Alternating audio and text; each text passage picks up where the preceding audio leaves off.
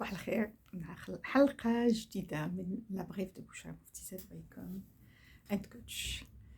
اليوم غادي نتكلم على واحد الموضوع اللي بوتيتر خارج على لا ليني اديتوريال ديال لاشين لابريف دو بوشا مفتيسات بايكم اند كوتش، ولكن عنده علاقة بالحياة ديالنا اليومية. et comme on est en Covid et comme il y a des problèmes de santé, je vais vous parler de mon aventure avec un autre type de maladie, pas le Covid-19, peut-être le Covid-19, je vais en parler par la suite.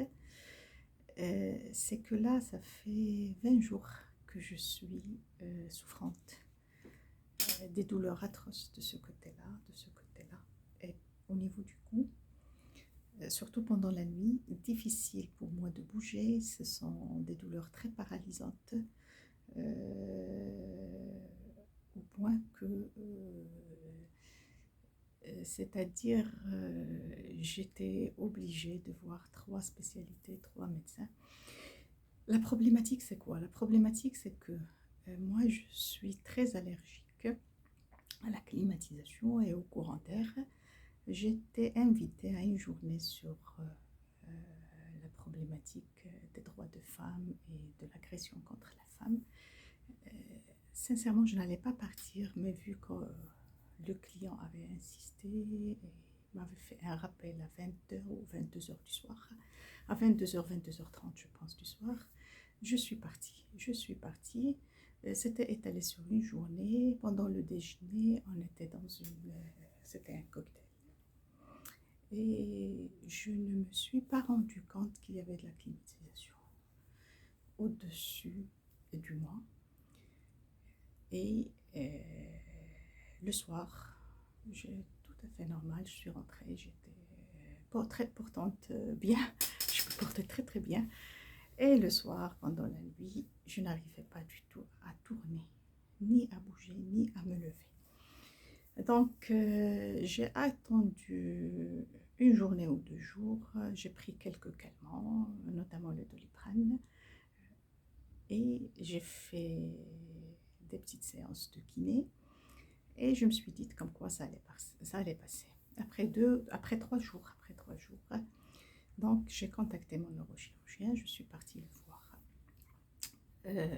Il a fait son diagnostic très détaillé, et il a conclu qu'il s'agissait d'une contraction musculaire. Donc, forcément, par la force des choses, j'étais obligée de lui poser la question, est-ce que je dois faire un IRM ou je dois faire un scanner radio? Il m'avait dit non, ne vous inquiétez pas madame, vous n'avez pas besoin de faire tout ça. J'ai posé la question par rapport à la kiné, il m'avait dit c'est pas la peine de faire de la kiné pour le moment parce que les douleurs étaient atroces. Et il m'a donné un comprimé sous forme de décontractant, c'est-à-dire des comprimés, des médicaments sous forme de comprimés décontractants de muscles. Premier jour, deuxième jour, aucune solution, au contraire ça s'accentuait. Donc je me suis dit je vais aller voir une amie à moi qui est médecin interne et qui me soigne pour autre chose et dont je fais confiance aussi. Ceci ne veut pas dire que je remets en cause, c'est-à-dire la compétence de mon neurochirurgien, loin de là. C'est quelqu'un de très calé, c'est quelqu'un qui sait ses limites, qui sait orienter. Lorsque ça ne rentre pas dans son champ d'action, il le dit ouvertement. Donc, j'ai été la voir, elle a confirmé la même chose, le même scénario, diagnostic, etc. Elle avait confirmé qu'il s'agissait effectivement d'une contraction musculaire très très dure et très forte. Et elle m'avait donné un autre médicament relaxant, donc Relaxal. Il est relaxant, donc Relaxal. Et j'ai terminé, c'est-à-dire j'ai continué. Cette fois-ci, elle m'avait recommandé la kiné, donc j'ai continué ma kiné. J'ai appelé ma kiné, on a lancé la kiné c'est-à-dire pour cette partie-là. Premier jour, deuxième jour, les douleurs, elles se sont aggravées. Elles sont devenues très atroces et je savais quoi faire. j'ai l'habitude, moi, comme j'ai 2 hernies discales, j'ai l'habitude des médecins, j'ai l'habitude de cette maladie. J'ai fini avec l'hernie discale à, à avoir une certaine hygiène de vie très importante, notamment en faisant du sport, principalement la natation, la marche, le yoga et la méditation, la sophrologie de temps en temps, parfois. Je faisais même des petites séances de mésothérapie. Donc, j'ai l'habitude de ça parce que ça fait des années que j'ai des problèmes au niveau lombaire et au niveau pratiquement de la colonne vertébrale. Mais cette fois-ci, la douleur n'a pas voulu partir. Et c'est pourquoi après une semaine, je pense après 5 jours, j'ai pris attache avec une radiologue à qui je fais confiance. Et elle m'avait orientée vers la rhumato. Elle m'avait dit non, non, il faut revenir à ta rhumato, il faut avoir la vie aussi de la rhumato. Donc, je rentre chez elle, je ne l'ai pas vue depuis 2016. Vous savez, parfois on finit avec les médecins à avoir une relation, on peut dire presque amicale. Donc, au début, bon, elle avait confirmé la contraction musculaire, mais elle avait soupçonné un problème au niveau aussi de la dentition qui est en relation avec l'oreille. Et vu que tout est lié, bon, elle avait soupçonné ça, elle m'avait insisté pour que je porte une gouttière. Bon, sans rentrer dans le détail, j'ai eu moi des surprises, je peux dire, de mauvaises surprises avec mon orthodontiste il y a à peu près une dizaine d'années, et j'avais juré de ne plus remettre les pieds chez lui. Et j'avais, au point que même la gouttière, je l'avais enlevée, etc. parce qu'il m'avait créé beaucoup d'autres problèmes au niveau de l'oreille et au niveau de cette partie-là. Parfois, j'ai même un blocage et vraiment la dentition, elle était déformée. Donc, elle avait insisté, mine de rien, mais en même temps, elle avait insisté pour que je fasse un scanner. Elle m'avait prescrit le scanner, je suis partie, donc on a fait le scanner, différentes positions, etc. Paf! Grande surprise, j'ai 2 hernies discales au niveau c'est-à-dire cervicales, au niveau du cou. Et maintenant, la douleur. Donc, le problème, c'est le problème de la douleur. J'ai récupéré le scanner, je suis partie la voir. Et on avait longuement papoté. Et cette rhumato, j'ai une belle histoire avec elle, vu qu'elle était étudiante d'une de mes anciennes rhumato, la première rhumato que j'ai vue et qui pratiquait à l'hôpital North, Dr McKinsey, à qui je rends hommage. J'espère qu'elle va mieux parce elle est malade. Et c'est une rhumato très très très compétente à l'échelle nationale et internationale, à qui j'ai eu affaire pendant des années pour des problèmes d'entorse et de problèmes de ligaments. Et à cette époque, c'est-à-dire ma présente rhumato était son étudiante et elle m'avait une fois soignée. Donc, c'est qu'il y a une relation vraiment il y a de la complicité, il y a de l'écoute, il y a de la bienveillance, on s'entend bien. Donc, pour ne rien vous cacher, j'étais claire avec elle, je lui avais dit, s'il vous plaît, évitez-moi les anti-inflammatoires, évitez-moi moi, j'opterais beaucoup plus pour tout ce qui est peut-être médecine douce, mais le problème, c'est que les douleurs persistent. Il faut que ces douleurs, c'est-à-dire il faut que ces douleurs partent. Donc, elle m'a prescrit une injection de cortisone. On est en train d'observer maintenant.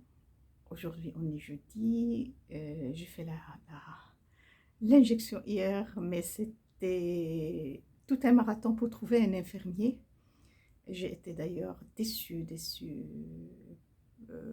d'une façon incroyable du fait qu'elle m'avait orientée. Bon, d'habitude, on avait l'habitude d'avoir une infirmière qui venait, c'est-à-dire à la maison, et elle a eu sa retraite. Donc, du coup, on n'a plus connaissance des infirmiers, où est-ce qu'on peut les trouver, comment on peut se faire une injection, etc. J'ai posé la question à mon médecin, elle m'avait dit tu peux aller aux polycliniques. Donc Je suis partie au polyclinique. Je rentre, je pose la question. L'agent de sécurité m'arrête. Non, il faut aller aux urgences polycliniques. Ok, je vais aller aux urgences de la polyclinique. Je pars aux urgences, je trouve un médecin, je pose la question, s'il vous plaît, est-ce que vous pouvez me faire une injection? J'ai tout le traitement, j'ai l'ordonnance, j'ai la mutuelle, j'ai mes scanners, etc. On m'a dit non, c'est interdit. C'est interdit parce que le médecin qui vous a prescrit ça n'est pas un médecin qui est conventionné à la polyclinique. Et il m'a orienté vers le Croissant Rouge, ou je pense, le Croissant, ouais, le Croissant Rouge. Il m'avait dit, vous allez passer du côté des urgences de Ibn Rushd et vous allez trouver là-bas, on va vous faire une injection sans problème. J'arrive aux urgences, je pose la question, est-ce que فين الله يخليكم اللي هي الاحمر واش كاين؟ لا لا لا ما كاينش اللي هي الاحمر، واش تعملوا الله يخليكم تشوكي هنايا. Premier obstacle. D'abord, porte fermée, on a ouvert. Premier obstacle, je suis rentrée avec des gens vraiment très... Bon, je peux dire que j'étais choquée par voir des choses, des gens par terre, des malades par terre, des malades... vraiment, il y avait beaucoup de monde. Et dire qu'on est en Covid, sans port de masque, la majorité. Des blocages, vraiment, des barrières humaines, ou les humaines. Donc, agent de sécurité, je lui pose la question au niveau de l'accueil, voilà monsieur, il m'a orienté vers un autre, rentrez. Là, je rentre, je trouve deux agents. Avant de rentrer, une autre porte, deux agents, une autre barrière, deux agents, un de sécurité, un autre de sécurité mais civile, et un, il pose la question à l'autre, je la laisse rentrer ou je la laisse pas? Ah, ok, sans problème, madame, vous pouvez rentrer. Il y a quelqu'un qui peut vous faire, il y a un médecin qui peut vous faire une injection, mais vous allez prendre, bon, à droite, troisième, bon, il m'a indiqué. Je rentre. Encore une autre mauvaise surprise. Beaucoup trop de monde entassé. Des gens qui attendent. La porte qu'il m'avait indiquée, elle était fermée. Je suis sortie, je me suis dit je vais me renseigner. Personne ne m'a renseigné. On m'a réorienté vers la même personne, c'est-à-dire le même médecin, mais la porte elle était fermée. Et je me suis dit, bon, autant poser la question à ces gens-là. Hein. J'ai posé la question à une personne, elle m'avait dit, écoutez, il est à l'intérieur en train de faire une chirurgie pour quelqu'un, il a fermé la porte. Moi, souffrante comme tout, et en même temps, vous savez, de 1h30, je ne suis rentrée chez moi que vers 17h. Donc, j'ai posé la question, je leur avais dit, bon, comment faire ce monsieur-là? Quand est-ce qu'il va sortir? Il y avait toute une foule incroyable pour une injection. Est-ce qu'il n'y a pas à l'intérieur des infirmiers? On a tous les documents nécessaires, toutes les preuves que le médecin m'a prescrit une injection. Ils m'ont dit non, il n'y a pas possible. Allez-y voir, il y a encore l'Hilal Ahmar du côté de Palmiers. Donc, je pars vers Palmiers. Je pars vers Palmiers, on m'a indiqué rue Souméa, j'arrive à rue Souméa, je trouve rien. Je vois en face de moi c'est-à-dire une personne, un petit bureau de photocopie, je pose la question, on m'a dit écoutez, vous avez laissé derrière, retournez derrière. Difficilement, il y a des difficultés d'abord à indiquer, les gens parfois n'indiquent pas bien, j'étais fatiguée. J'avais pris au début le tram parce que le médecin, c'était pour moi plus pratique de prendre le tram. Et je ne m'attendais pas à ce qu'elle me donne une injection. Après, j'ai eu des difficultés à trouver des taxis. Vraiment, c'était pénible. 4h30 pour pouvoir trouver vers la fin pour trouver une infirmerie à l'intérieur de Darbarlef, quartier Darbarlef. J'arrive à l'infirmerie. Toutes les portes sont fermées, à part la porte principale, personne n'est là. Personne n'est dans l'infirmerie. Mais heureusement, j'ai trouvé, c'est-à-dire des chaises pour me reposer. Donc, j'ai dû attendre 3/4 d'heure, mine de rien. L'infirmier, le père, il était parti, je pense apparemment acheter le mouton. Et le fils, il était parti faire une injection à domicile. Il est rentré, très professionnel, très pragmatique, vraiment expéditif. Pas expéditif, mais vraiment, il ne prenait pas beaucoup de temps, beaucoup de respect. J'étais très contente par la qualité du service. Je lui avais posé la question, je lui avais dit, mais bon, j'ai souffert pour trouver une infirmerie. Comment ça se passe actuellement? Tout simplement, il m'avait répondu, Madame, vous savez, l'infirmerie, c'est un métier que nos parents ont fait. Et généralement, il y a beaucoup d'infirmiers juste à côté. Il m'avait dit, il y a une personne qui venait de décéder. Lorsqu'il décède, il ferme, il ferme les portes, les héritiers ferment parce qu'ils n'ont pas formé la relève. Il y a une problématique ici de fond en matière d'information. Lorsqu'on n'est pas bien informé, c'est très très difficile. Pour cette question, vous savez, un infirmier, est-ce qu'on n'injecte pas, on ne pique pas les gens, on ne fait pas des injections. Mais il était très agréable, il était très professionnel. D'ailleurs, je le remercie à l'occasion. Et je suis rentrée chez moi. Première injection de cortisone. La douleur a commencé à partir, mais la nuit, il y a toujours des difficultés. Je suis dans une période d'observation jusqu'au samedi. À partir de samedi, si la douleur persiste, je vais appeler d'ailleurs, on a convenu à ce que j'appelle le médecin pour qu'elle passe à un autre stade, d'autres médicaments plus poussé, ce qu'elle m'avait dit. Et moi, sincèrement, c'est des choses qui me dérangent dans le sens où, bon, ce sont des médicaments très très forts qui bousillent l'estomac. Moralité de tout ça, lorsque le médecin m'avait posé la question, comment ton cas s'est aggravé?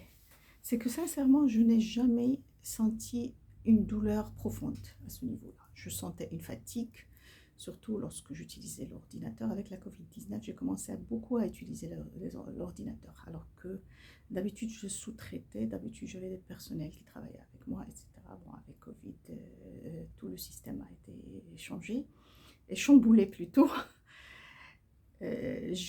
Pendant des années, je ne conduisais pas souvent. Et là, bon, pendant Covid, dans un souci de protection, dans un souci beaucoup plus de protection, je le répète, j'étais obligée j'ai commencé c'est-à-dire à conduire, et parfois le port du lourd, vu que bon, je bouge beaucoup, etc. Donc parfois c'est l'ordinateur que je déplace, c'est les bouquins que je déplace, c'est parfois les courses que je fais, et il y a